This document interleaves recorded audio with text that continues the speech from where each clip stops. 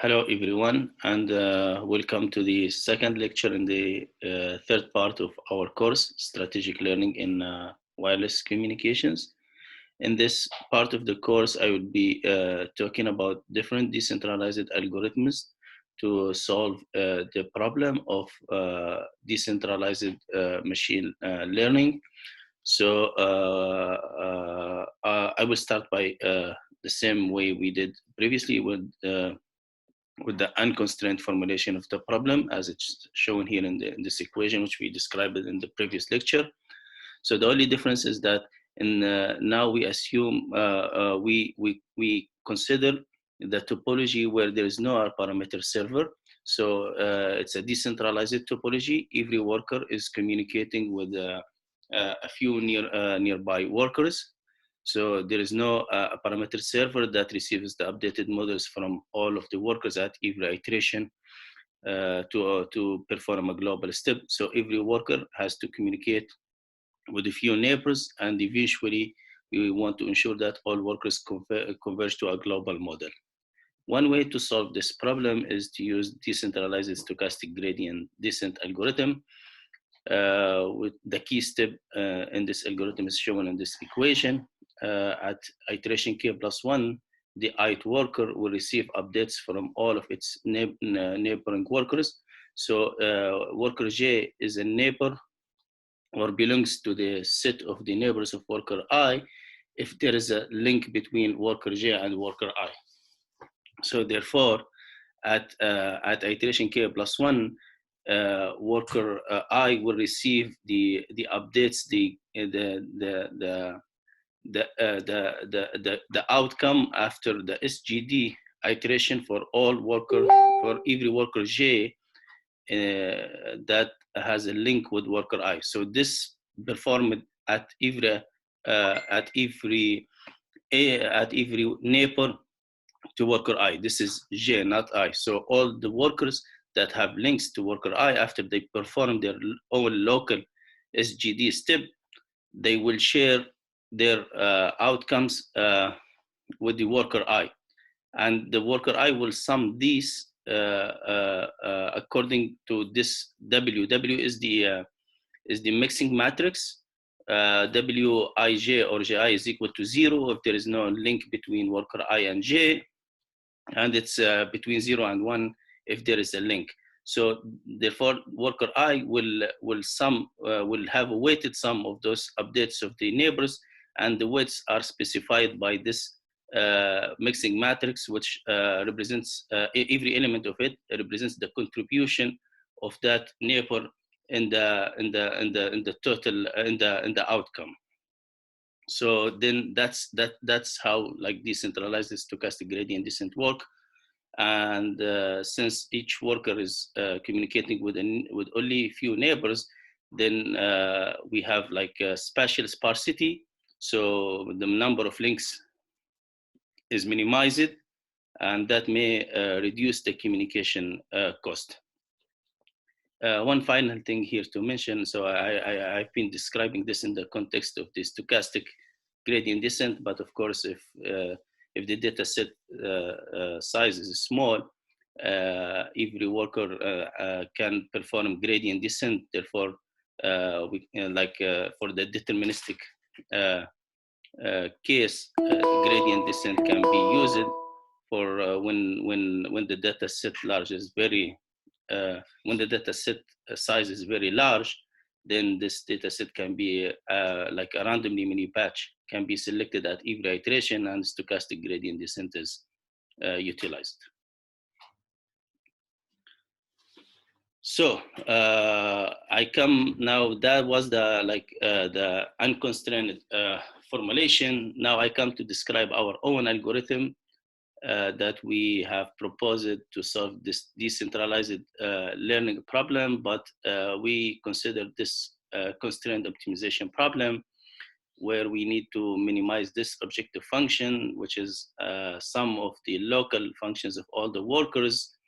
But now we don't here, it's not a global model, it's not function of a global model, but by imposing this constraint, where we say like theta n is equal to theta n plus 1 for for n equal 1 to n minus 1, then actually by imposing this constraint, we are ensuring that the optimal solution of this problem has to be the one that minimizes this objective function, but also the one that that is shared across users. Though we do not write it as a global model, but the optimal solution of this problem ensures consensus across users. All of the users will converge to the same model at the end of the day. So it's not like written as a function of a global model, but by imposing this constraint, all of the workers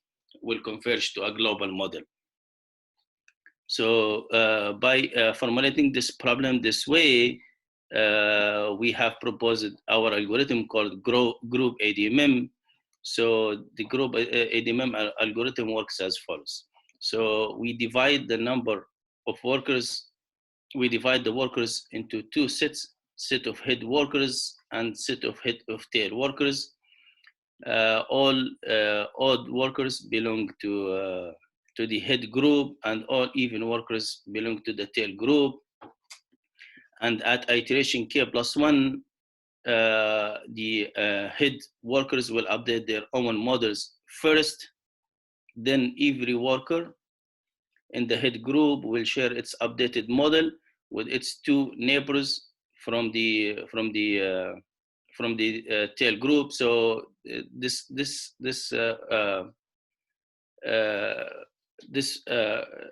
graph is connected as follows. Worker 1 is connected to worker 2, worker 2 is connected to 3, 3 is connected to 4. So therefore, if we look into worker 3 has two neighbors. They are not from the head group, they are from the tail group, which are worker 2 and 4. So therefore, after all workers belong to the head group update their models in parallel, because they do not have any joint constraint here. So if you look into this constraint here, you'll find like worker 1 has a joint constraint with worker 2, but worker 3 will have a joint constraint with the left and right workers, worker 2 and 4. So therefore, all workers belong to the head group can update their models in parallel because they don't have any joint constraint. And all workers belong to the tail group will update in parallel because they don't have any joint constraint. So we go back to our algorithm. So at iteration k plus 1, all workers belong to the head group, update their models in parallel. Then every worker will communicate with its two neighbors from the tail group, of course, except the one in the edge, the first worker. It has only one neighbor. It will communicate with that neighbor. It will send its updated model to this worker. So after all workers in the head group share their models with the workers in the tail group, then the workers in the tail group will update their models. Will update their models by solving their own local problems. We come to how we use like the mathematical framework. Now I'm just intuitively explaining the steps. So all workers in the tail group will update their models in parallel. Then every worker in the tail group will share its updated models with its two neighbors from the head group. Now all the primal variables are updated. The models are updated at iteration k plus 1. Then the dual variables will be updated, and every worker will update the joint dual variable between that worker and its right and left neighbors locally, because all workers have exchanged their updated models. So the dual variables can be updated locally at the workers without any more communication rounds. So therefore, there are these three steps at iteration k plus 1. The head workers update their models. They share them with the tail workers. Then the tail workers will update their models. They will share them with the head workers. Then the dual variables are updated. So one final thing to mention, by allowing workers to belong to the same group to update their models in parallel, so we ensure fast implementation of the algorithm, and by allowing each worker to communicate with only two neighbors at every iteration, we introduce a spatial sparsity, which minimizes the number of communication links. So it can lead to significant reduction in the communication cost. Now we come to describe the mathematical steps of our proposed framework, group ADMM. So this is the augmented Lagrangian function, and at iteration k plus 1, first all of the workers that belong to the head group will update their primal variables or their models in parallel. So if you this is the local function at that worker n needs to solve at iteration k plus 1, or needs to minimize. So it's the augmented Lagrangian, but after removing the parts that are not function of theta n. So then this is since the nth worker will have joint constraint with two neighbors, n minus 1 and n plus 1, except of course for the first worker here. When n equal to 1, there is only right neighbor, there is no left neighbor. So then worker 1 has to solve this problem. So one thing to mention here for all head workers, when they are solving their, and they're updating their model at iteration k plus 1, they want to solve this problem, or they want to minimize this problem given the kth version of the models of their neighbors. So the head workers are always one step ahead of the tail workers. So at iteration k plus 1, all workers belong to the head group will receive the kth update of their neighbors from the tail group, the kth update of the models of those workers, and the kth version of the dual variable. So then every head worker will update its own model to come up with the model at iteration k plus 1. After that, head workers will share their updated models with the tail workers. Therefore, at iteration k plus 1, the tail workers will solve.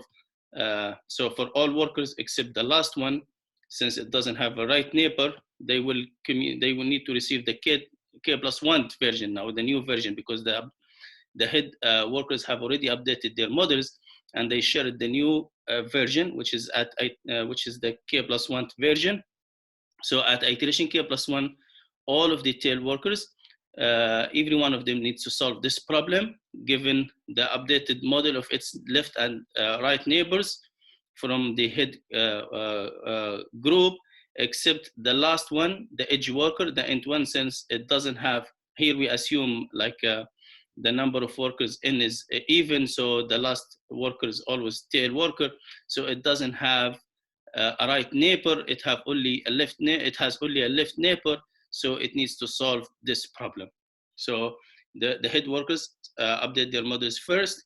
They will share their models with their neighbors from the tail group, and then the workers in the tail group will use the updated will receive the updated models from their neighbors from the head group, and then they solve this problem. They still use the kth version of the dual variables, because the dual variables are updated after that.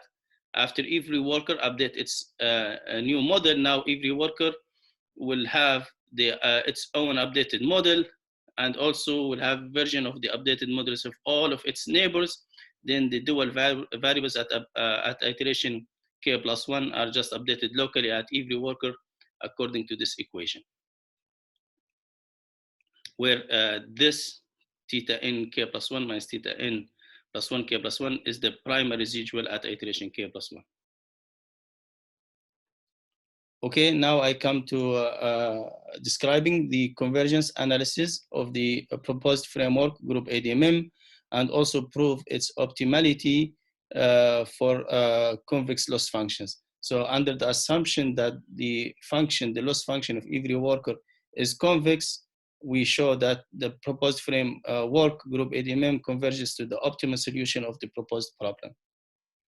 So with that in mind, the necessary and sufficient optimality conditions are the primal feasibility condition and the dual feasibility condition. The primary feasibility condition simply states that at the convergence point, at the optimal solution, the constraint is satisfied. So the models of all workers are equal. The dual feasibility condition states that the optimal solution or the solution at the convergence point has to satisfy the Lagrangian function. Has to minimize the Lagrangian function, so it has to satisfy this equation for non-edge workers, and this is for the first worker because it doesn't have a left neighbor, and this is for the nth worker since it doesn't have a right neighbor. So these are the two conditions that the necessary and sufficient optimality conditions. Okay, so now we analyze the steps. So we know at iteration k plus 1, every tail worker needs to satisfy. Let me just go back here. Needs to satisfy this, needs to minimize this problem. Minimizing this problem means that if we take the derivative and equate to 0, so then we should end up having this equation. Of course, if the function is not is not differentiable, then we take the subgradient. Then we say 0 belongs to the set of the subgradients of this function at iteration k plus 1. For simplicity, from now on, I'll just say 0 is equal to, and assume that this function is differentiable. I will just refer to this as the gradient. But again, this is to be more general. This is the subgradient, because we know if the function is differentiable, then the set of the subgradients contains only one vector, which is the gradient vector. But if it's not differentiable, then we could have a number of subgradients.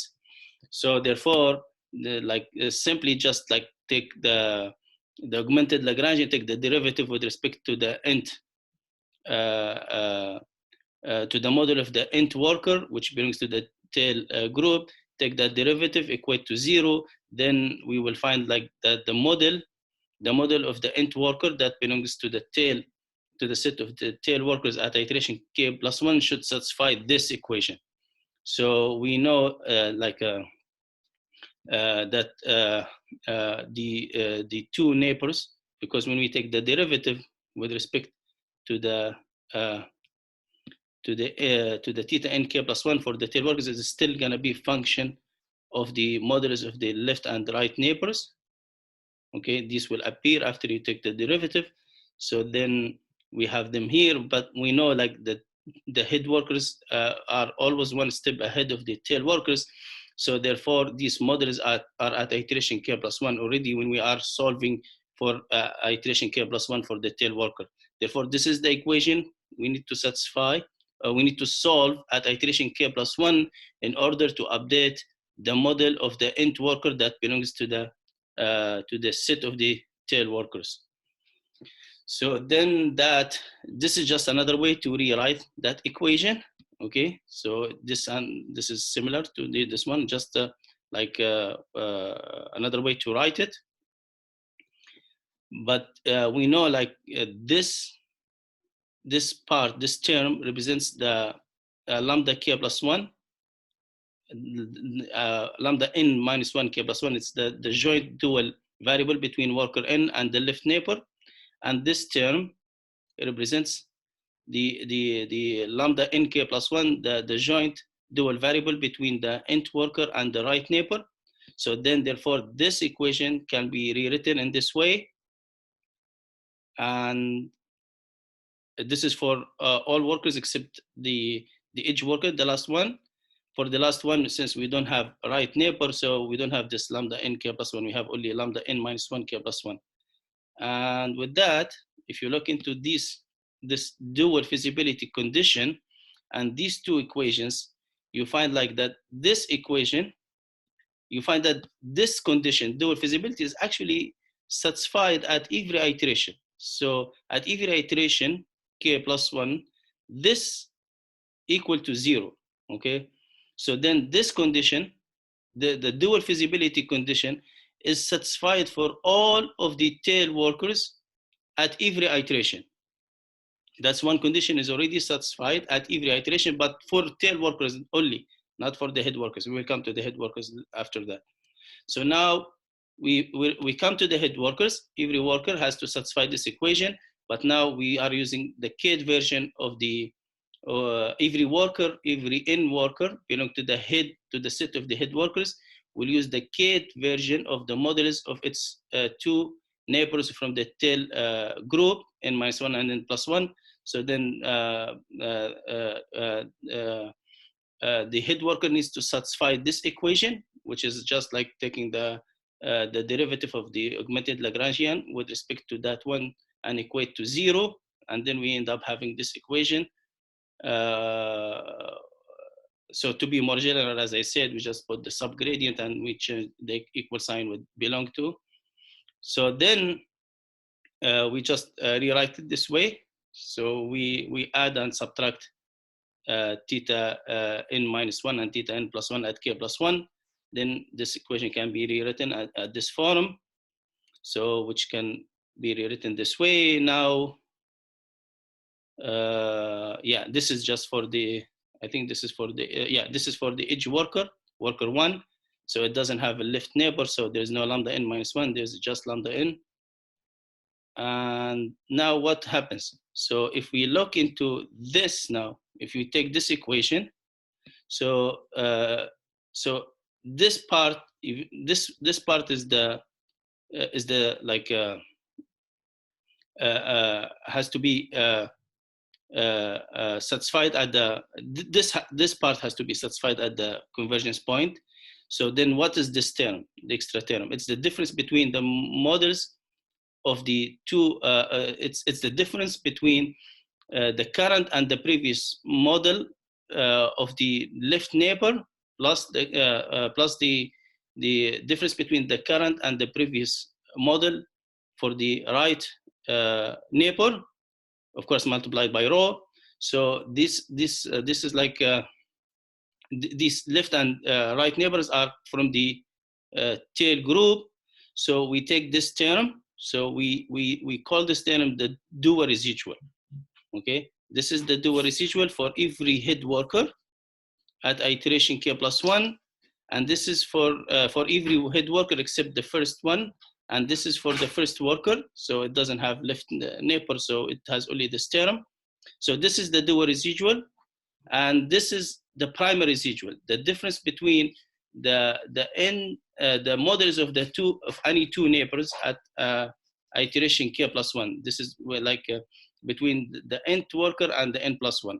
So these two residuals, okay, the dual residual and the primary residual have to go to 0 at the convergence point, because if you look into this, so what it means, this term goes to 0, it means that we converge. So theta at k plus 1 is equal to theta at iteration k.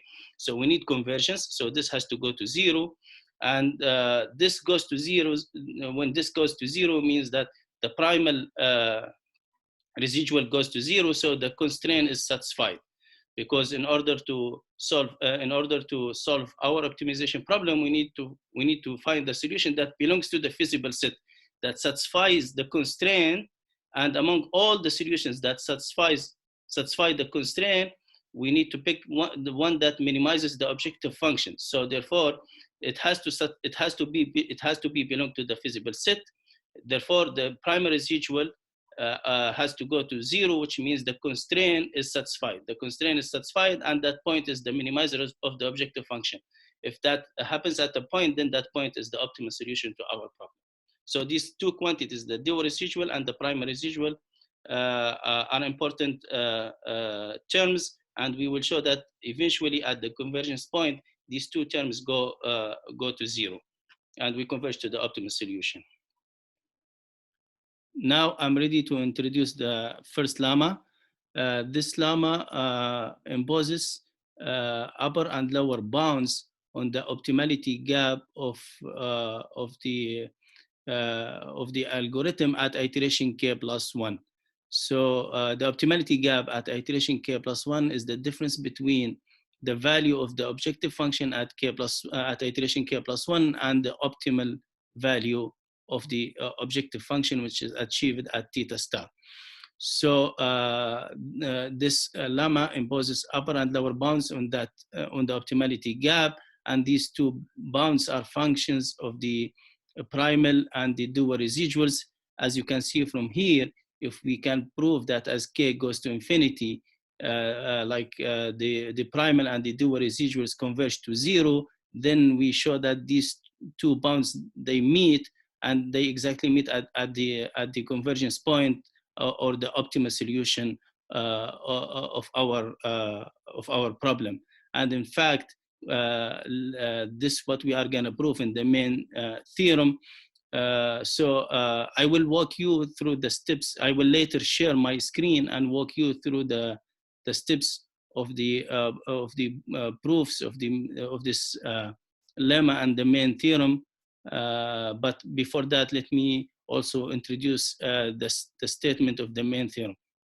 Here is the main theorem. As I said, this lemma just imposes these upper and lower bounds on the optimality gap at iteration k plus 1. So this theorem shows that the primary residual goes to, as we iterate using JDMIM, of course, under these assumptions that every function is closed, proper, and convex. Under these assumptions, and the Lagrangian has a saddle point. Under these assumptions, as we iterate using JDMIM, as k goes to infinity, the primary residual goes to 0, the Dewar residual goes to 0, and the optimality gap converges to 0. So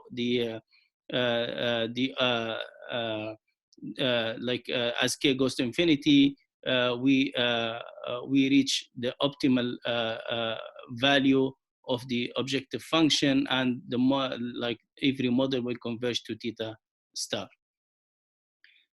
So yeah, now I will share the screen, and I will walk you through the steps of proving both lemma 1 and theorem 2. Okay, here I come to describe the proofs of lemma 1 and theorem 1. I briefly explained it in the slides. So this is our paper. It's available on arXiv. So yeah, you can also read through the paper if you're interested more in this framework, or if you want to build on top of the current framework. So this was the statement of the lemma somewhere here. Here we have the statement of the lemma, and here we have the statement of the theorem. And I will just go to the appendix. So this is the first appendix, the proof of the lemma. So it starts by this equation. So we already explained that at iteration k plus 1, for every worker belong to the set of head workers. So I will ignore the edge workers. So everything I say here is satisfied also for the edge workers. So the only difference between the equation of the edge workers and the non-edge ones is like for example, for the worker 1, we don't have lambda n minus 1 because there's no left neighbor. That's the only difference. So I will just keep mentioning the one equation for the, we'll keep mentioning or describing what happens to the non-edge workers, and the same thing applies for the edge workers. So at iteration k plus 1, as we explained earlier, this equation needs to be satisfied. So this is the Dewar residual. So this condition should be satisfied. So this is just like when we take the derivative with respect to that model of the derivative of the augmented Lagrangian with respect to that model and equate to 0, then we end up having this equation with this being the gradient and this being equal instead of belong to. So I will always, like as I mentioned, I will explain in the context of like of f being differentiable, but in the writing here we have to be more general. So that's why we have belong to and we have subgradient. So this condition has to be satisfied for every head worker, which means that if this condition needs to be satisfied, then we can look at it from different way. So, so if this condition needs to be satisfied, then theta n needs to minimize this problem. Because if you take the derivative of this with respect to theta n, you will end up having this exact equation. Okay, so this is another way to say this condition has to be satisfied. So then this equation theta n for the when n belong to the set of head workers need to minimize this problem. So then with that, we know that theta n, when it minimizes this problem, then it's the optimal choice of this problem. So therefore theta n k plus 1 is the minimizer of this problem. So it's the optimal choice of that problem. Therefore it's a lower bound to any other solution, including the optimal solution. The optimal solution is the minimizer of the original problem, but now this problem at iteration k plus 1, theta n k plus 1 is the minimizer of this.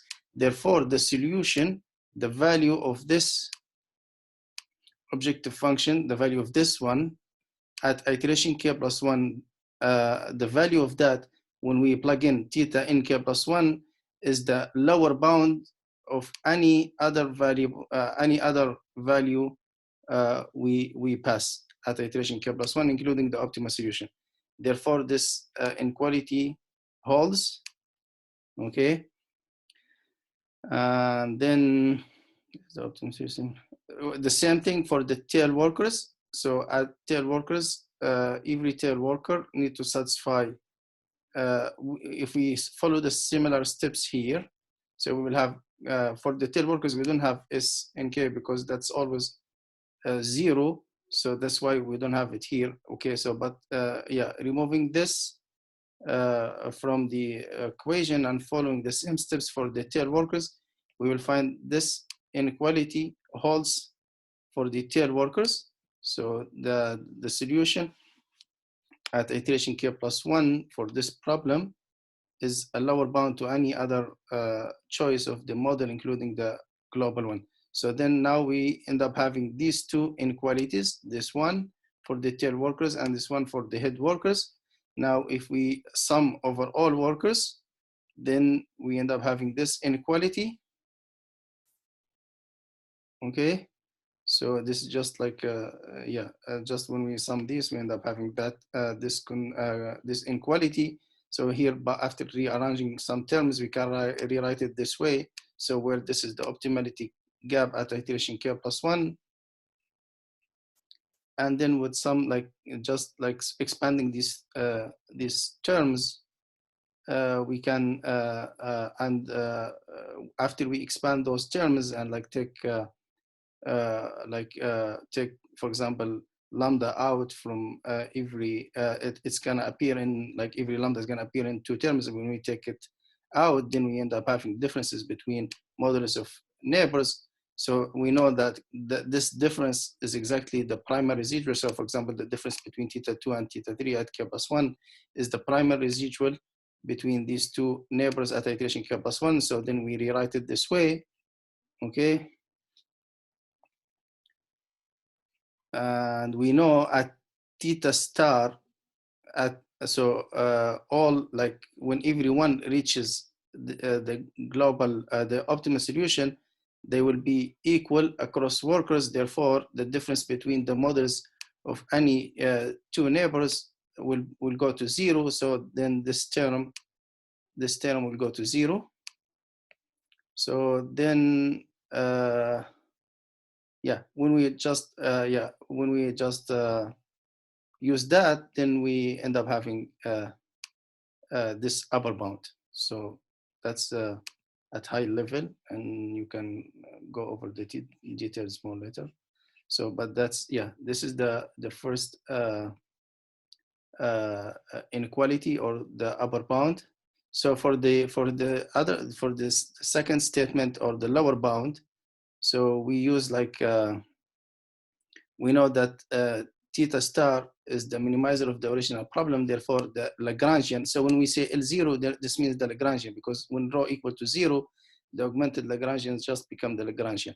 So we know that theta star and lambda star, this pair, the optimal primal and dual variables, minimizes L0, or the Lagrangian, or the augmented Lagrangian with rho equal to 0. Therefore, this, we know, like this will lower bound any other choice of the models, even at the at the optimal choice of the dual variables. So if we plug in theta and k plus 1 here, then we know like this this inequality this inequality holds.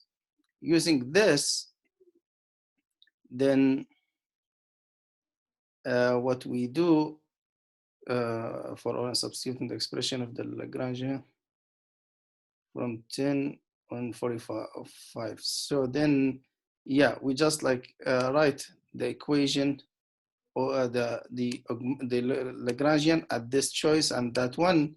Then if we write them, we end up having, because the primary residual is 0, then in the left side we will have this, and in the right side we will have that.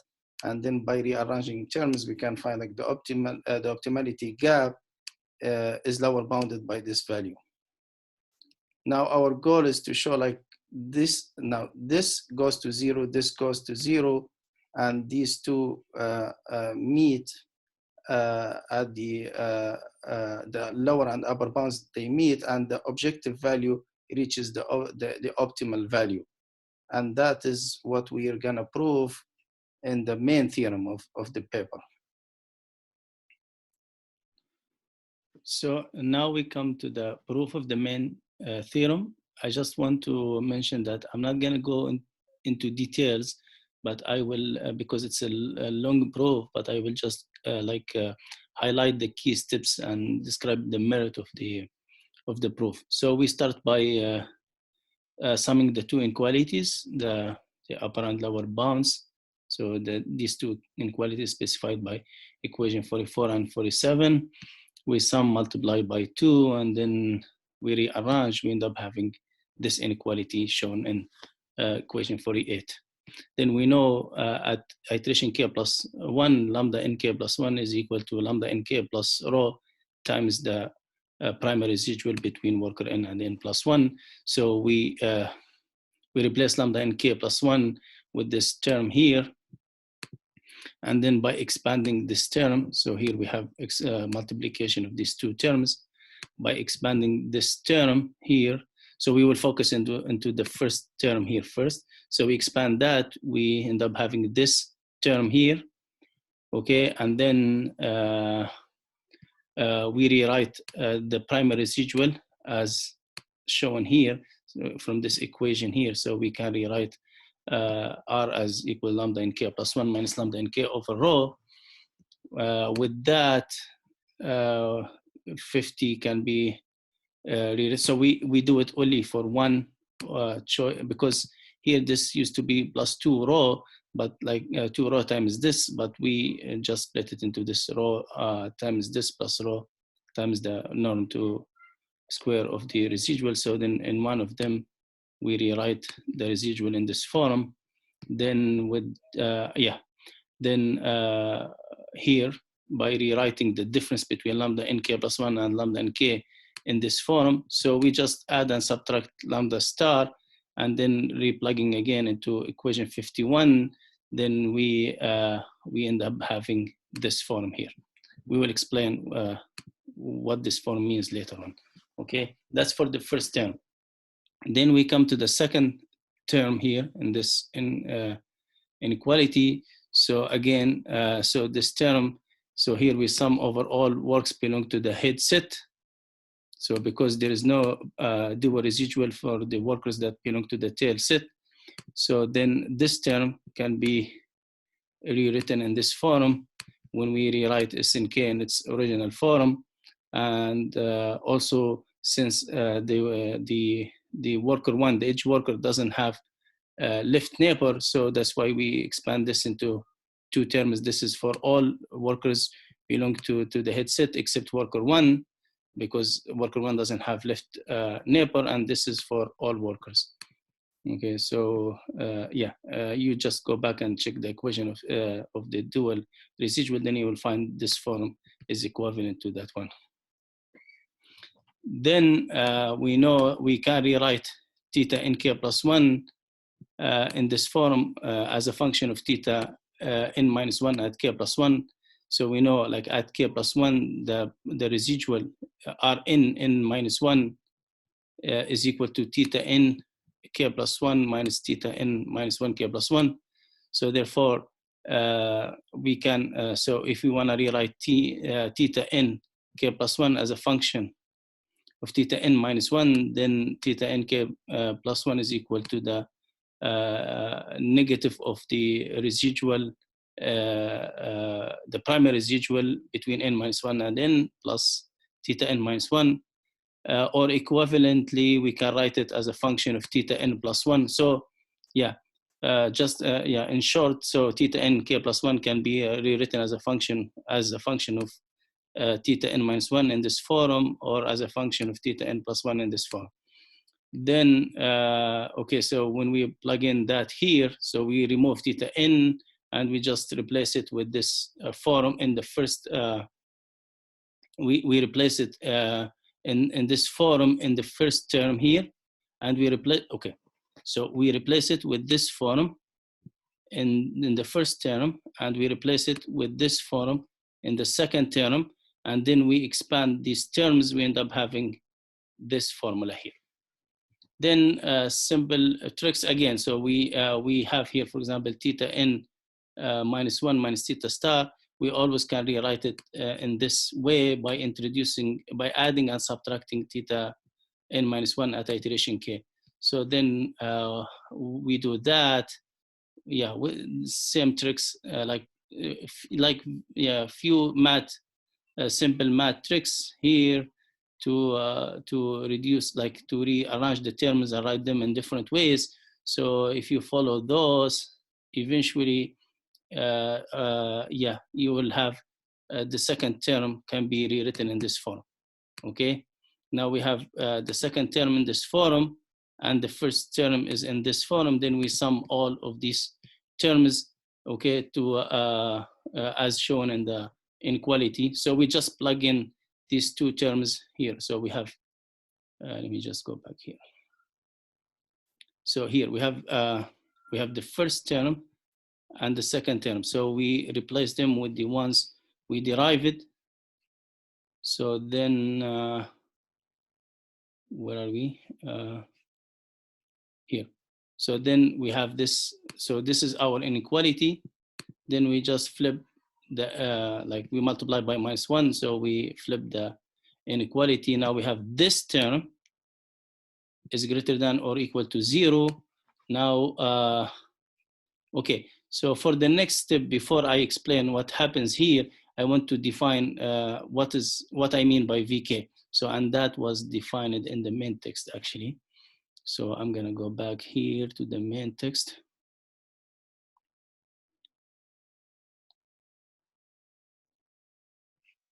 So this is VK, okay?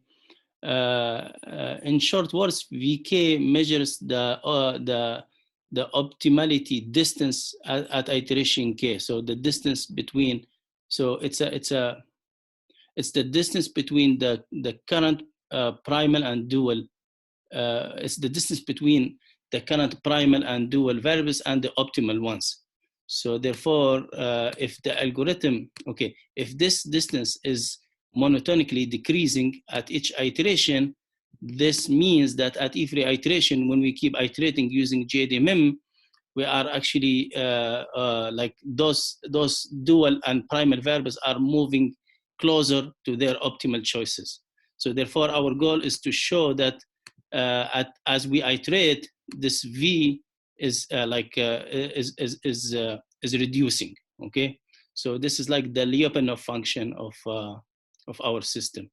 So when those like eventually all the like the dual as k goes to infinity, the dual variables will reach their optimal values, and the primal variables will also reach their optimal values. So vk as k goes to infinity, vk goes to 0. That's what we want to show. So I will go back to the to the rest of the proof. So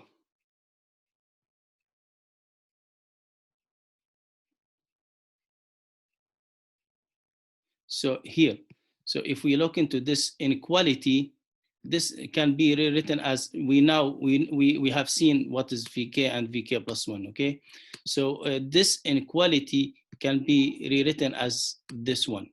So vk plus 1 is the as I said, is the optimality distance at the so the iteration k plus 1, or we can look at it as the optimality distance at k plus 1, and vk is the optimality distance at iteration k. So now we have vk plus 1 is less than or equal to vk minus this term. Now if we show that this term is always greater than or 0, is always greater than or equal to 0.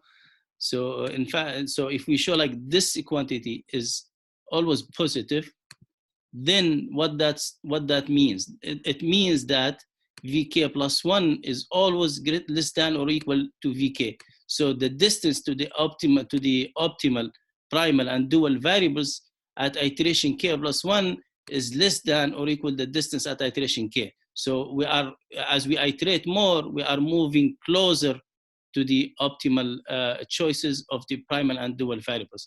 Now, if you look into these terms, in fact, this term is always positive, because again, when this is positive, then this term is decreasing, which means like vk plus 1 is is always less than vk. So now this term is already positive. This term is positive. Now it reduces to showing that these two terms are positive. And to show that these two terms are positive, these are the remaining steps here. So what we do, we do the similar thing to what we have in lemma 1. So at iteration k plus 1, we know theta in k plus 1 is the, for every n belong to the tail set, we know that theta in k plus 1 is the minimizer of this thing. Okay, therefore, at iteration k plus 1, if we plug in theta in k plus 1, then the value we get for this is a lower bound to any other like choice of theta, including theta in k. Okay. However, if we do that at iteration k, then theta in k is the lower bound of this term at iteration k. When we use lambda k, then theta k is the optimal solution, and therefore this is a lower bound to this. Okay, the choice of theta in k is lower bound to any other value, including theta in k plus 1. So using these two, and like with a few steps here, I'm not gonna go into the details of those, but keep changing variables, and so we end up having that these two terms are always greater than or equal to 0, and that's exactly what we want to prove. Therefore, this vk plus 1 is, or v is monotonically decreasing, and as k goes to infinity, the primal and the dual variable reach their optimal choices, and the primal and the dual residual will converge to 0, which means that the right hand side of these two inequalities will go to 0, which means that the value of the objective function converges to the optimal value, and that is what is stated here in this equation. So as k goes to infinity, the objective value will converge to the optimal choice, or the optimal value. And that concludes the proof. Okay, now we're back to the slides of the lecture. We have described group ADMM And we show that group ADMM, by decentralizing the topology or the graph, we were able to minimize the number of links or the number of neighboring nodes that every worker needs to communicate with. So we impose spatial sparsity there, which can reduce the communication cost. And we're also benefiting from the fast convergence of the group ADMM, so we can have less number of communication rounds. When we converge fast, then we actually reduce the number of communication rounds. But again, we're not doing anything to minimize the number of bits that we need to transmit at every iteration. So the communication, the payload size per iteration is still okay. So we did not tackle that problem. So we minimize the number of communication rounds, but on top of that, if we can minimize the payload size per communication round or per iteration, the combination of these two can significantly reduce the communication cost. Keep in mind, when we say we minimize the number of bits per transmission, it means that by minimizing the number of bits, we can actually minimize the bandwidth and the power, because the rate is the number of bits per second that we need to send is proportional to the power and the bandwidth according to Shannon formula. So when we minimize the number of bits that we need to transmit to represent the current model, when we transmit less bits to convey or to represent the model, then actually what we are doing, we are consuming less power and less bandwidth. Okay, so we are, the communication resources are limited in terms of the power and the bandwidth. Therefore, if we can consume less power and less bandwidth, then we are more communication efficient. So now we come to quantized GADMM, and we follow similar approach that we described for the quantized lazily aggregated gradient descent algorithm. So our approach is very similar in terms of the the quantization scheme that we utilize. It's not exactly the same, but it's it's almost the same. Actually, it's very similar to that one. We'll come to the details. So here, I just want to show like that at every iteration here, it's very similar. We follow the same steps of group ADMM. The only difference in case of quantized group ADMM is that every worker shares a quantized version of its current model with the neighboring workers from the other group. So theta hat here is the quantized version. So we quantize in a similar way to what we described for quantized lag. The only difference is that here we utilize stochastic quantization, where we do not round to the nearest quantization level. Actually, we introduce randomness here. We round to that level with one level with the probability P, or we round up with the probability B and down with the probability 1 minus P. By utilizing stochastic quantization and by introducing this randomness or in rounding the value to one of the quantization levels, we were able to show that the algorithm, of course, with other conditions and with other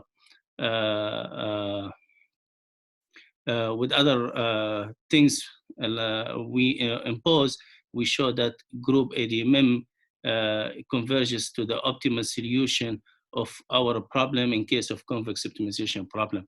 So we will come to those details later. So again, we utilize a quantization function that relies on the current model and the previously quantized model. One difference, I just remember, one difference we have compared to the quantized lag, and of course, all algorithms that are based on gradient descent So we are not, workers are not exchanging gradients, they are exchanging models. So here we are not, so we are quantizing the difference between the current and the previously quantized model. We're not quantizing compared to the gradient descent based approaches, we are quantizing the difference between the current gradient and the previously quantized gradients. So here we're talking about in the context of the quantized model. So then similar to what we have for what we described for the quantization scheme, the quantization scheme that we described earlier for lag. So this is the quantization step size. The only difference is that at every iteration, the quantizer resolution could change. Okay, so here B is not constant. That's the difference compared to the quantization scheme I described in the previous lecture. So if I want to describe the two differences, the first difference is the stochastic quantization, the randomness we introduce here in terms of rounding the value up and down, and also we change the quantization resolution at every iteration. Okay, so the reason we change the quantization resolution is that because we want to ensure that delta nk is always less than or equal delta nk minus 1. So at every iteration, if the quantization range is decreasing, then that's already ensured. Okay, which is in fact in practical scenarios is the case. So then actually B doesn't need to be changed at every iteration. So if the quantization range is decreasing, then the condition, maybe let me wait until next slide. Okay, I don't want to confuse you. So so then this is our quantization function. It takes an input, the current model and the previously quantized model to produce the current quantized model. So this is the step size. Let's just take it as is for now. So we quantize, but then again, we round up with the probability B and down with the probability, this should be 1 minus B, okay? That's the output. That's this is integer, so it represents the quantization level. And then one thing, as I said, we introduced this probability, random probability of rounding up and down, but we need to ensure unbiased error for the quantization error. We want it to be unbiased with mean 0. So in fact, that's why we introduced this probability of rounding up and down, and that helps us in the convergence proof. So when we introduce this probability, we want to make sure that the probability of rounding up, this is rounding up, and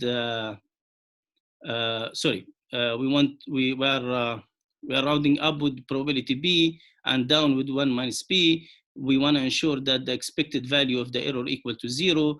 Therefore, the expected value of the error, this is not exactly the error in terms of the quantization error itself. This is because these are indices, like the floor and the ceiling of these values are indices. But we could have wrote this in terms of the exact error here, the two values. So the error from rounding up and the error from rounding down. But it's easy to show that P that satisfies this equation is exactly this. The P that we can get from here is exactly the B that we can get if we replace these with the exact errors. So then this can be seen as the expected, like this is the expected value of the error, probability P, probability of rounding up times the error if we round up, plus 1 minus P times the error if we round down is equal to 0. Then if we solve this problem, we find the exact probability.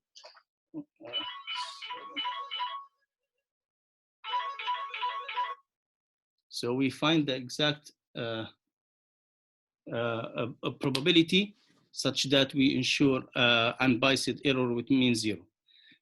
Again, to ensure convergence at the end, we need to ensure that delta nk is always less than or equal to delta nk minus 1. So the quantization step size is decreasing. To ensure that, P nk should be chosen according to this equation. So if we just put like at iteration k, we have this. At iteration k minus 1, just the same thing with minus 1. So if we want to satisfy this inequality, we'll find like the quantizer resolution at every the number of bits to represent every level, or the quantizer resolution should satisfy this inequality. So b has to be greater than or equal to this at iteration k. Okay, and again, practically the quantization range will decrease every iteration, and in fact we find like we don't really need to change that b. So then the rest is the same. We have the quantized model. Every worker will share the quantization range and this output. Of course, we need more bits to convey the quantizer resolution if we are changing the quantization resolution at every iteration. And then the model, the quantized model at the neighboring worker can be reconstructed using this equation. Now we come to the exact mathematical steps of quantizing group ADMM. So we have the augmented Lagrangian, and the only difference, so we follow the same steps of group ADMM. The only difference is that every worker N will receive the quantized version of its right and left neighbors from the other group. So it doesn't receive the exact model of its two neighbors. It receives the quantized version of that model. Then the rest is the same. So I'm not gonna repeat the steps I described for group ADMM. So that's the only difference. So every worker in the head group will update its primary variable or model according by solving this problem, which is minimizing the augmented Lagrangian with respect to its model, given the quantized version of the models of its two neighbors from the other group. After all head workers update their models, then they share quantized version of their models with their neighbors from the tail group. Then every worker in the tail group will update its model the same way we describe it for GADMM, except again, every worker will use a quantized version of its two neighbors from the head group, quantized version of their models. Then the step of updating the dual variables. As you can see here, in updating the dual variables are updated using the quantized models, not the exact models, though every worker has the exact version of its current model, but it's not using that because eventually it will also set its current model to the quantized version of the exact model. So the quantized versions of the models are used to update the dual variables. For the convergence analysis, we have the similar conditions, the same conditions we described in GADMM, the primal and the dual feasibility conditions, defined the same way we describe it for group ADMM, and then at every iteration, the same steps of GADMM. So the only difference here, we have this quantization error, which is the difference between the exact model and the quantized model. That error will come into our equations. I'm not gonna go into the details this time. So just as I said, we have the error will appear in different equations. Okay, so that's the only difference as compared to GADMM. And we will show eventually, like by utilizing stochastic quantization and by ensuring decreasing quantization step size at every iteration, this error eventually will go to 0. And that's it. So as if you remember in GADMM, when we were updating the tail for the tail workers, we were able to show that this term is not there, and we were able to show that the dual feasibility is always satisfied at every iteration for all tail workers. But now here we have this additive term, the error term, so it's not really satisfied at every iteration, but eventually this error term will go to 0. Okay, so yeah, that is, so let me see here. Yeah, so here we have We have the dual residual and the primary residual. And yeah, so the error should appear somewhere here. So that's the error term in the equation. It appears in the equation that every head worker, or in the condition that every worker needs to satisfy at every iteration. And here the dual residual is defined in terms of the quantized values. But again, at the end, as we are reducing the quantization step size, eventually the quantized models will be the exact models. So the primary residual is updated the same way we have for the GADMM. Eventually, this will go to 0, and this will also go to 0 as we iterate using group ADMM, group quantized ADMM under the two conditions I explained: the stochastic quantization and the decreasing step size at every iteration. So then we are here, we can introduce the first lemma now. So it's the same thing. We describe it for group ADMM. It's just in the expected sense. So the expected value, it's imposing a lower bound and upper bound on the expected value of the optimality gap at iteration k plus 1, which is, as we can see here, it's function of the primary residual, the dual residual, as well as the quantization error. So the only additive term compared to GADMM is the error term here. Now we come to lemma 2. So we already defined this VK when we described the convergence of group ADMM. It represents like the distance to the optimal solution at iteration k. So lemma 2 is just imposing an upper bound on the difference between VK and VK plus 1. So again, when this is positive, then it means that we're moving closer to the optimal solution. So this is positive, always positive. This is not. This may not be always positive, but as we iterate more, as k goes to infinity, this will go to 0. So yeah, the details of the proof of the lemma are in the paper for people who are interested in on the proof or in this direction of research. So I'm not going to go into the details this time.